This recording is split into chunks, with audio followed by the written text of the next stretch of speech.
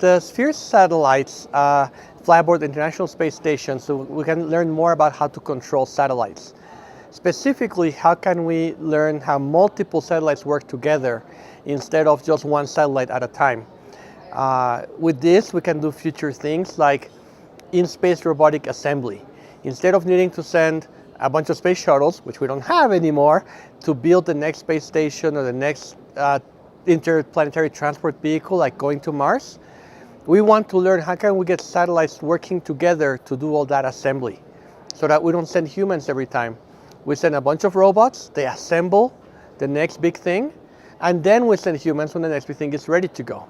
That should make it a lot cheaper and a lot safer, and should be able to do it with all the resources we currently have in the plans for future space exploration. The SPHERES satellites are nanosatellites aboard the International Space Station. They're designed to fly only inside. They look like little volleyballs. They're about 20 centimeters in diameter. They're pretty massive. They're almost 4 kilograms, but they're in space, so they don't weigh, right? They're 4 kilogram masses floating around. And we designed them with the idea of being able to test a lot of different things in space station. So we did not advance the technology of the satellite itself very much. Actually, to the opposite, we used very common technology.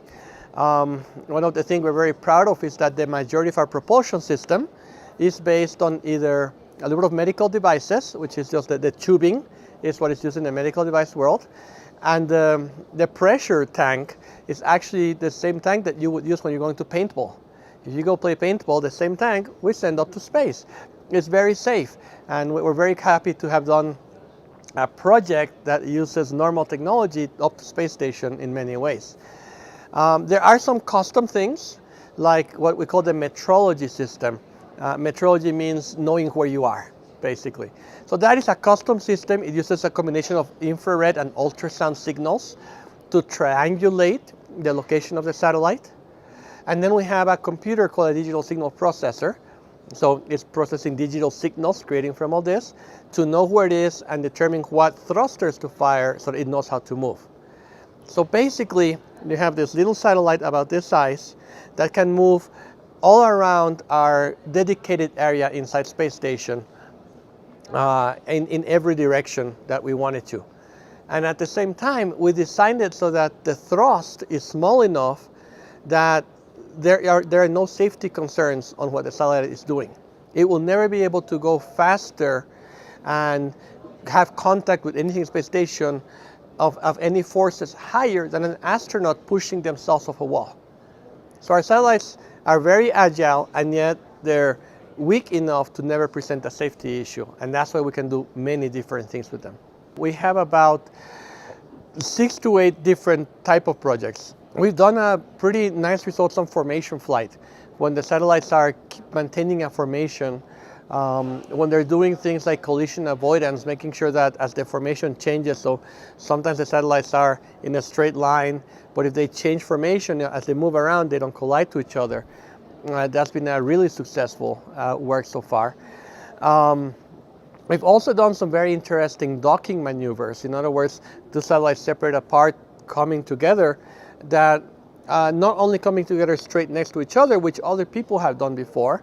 The amazing thing of the project working inside space station is we can do risky things. We can try things that you would not try with a real satellite out on space, because you're going to be worried about losing it. Inside space station, we have one satellite rotating, spinning around, and the other one docking to it. And we can try it multiple times. It actually worked on the second try, which we're really happy about. But even if it didn't, we can try it multiple times over and over again. And we're doing all of that in true microgravity, full 6 degrees of freedom. So when the satellites can move out in any direction, we can still try it and show that the algorithms that we're using to dock our satellites are reasonably advanced to be able to work in the future on real big missions. So those are some of our very interesting results so far. The last set of results we have from this year, kind of fresh out of the space station, is on vision-based navigation. So using cameras to detect the presence of other satellites and to be able to dock to other satellites with cameras. So we're just starting that research. But we have some very interesting things going on where we can make one satellite turn in ways that we cannot make them turn in the Earth because they're floating, and be able to really identify all that motion of the satellites just with cameras without any other sensor.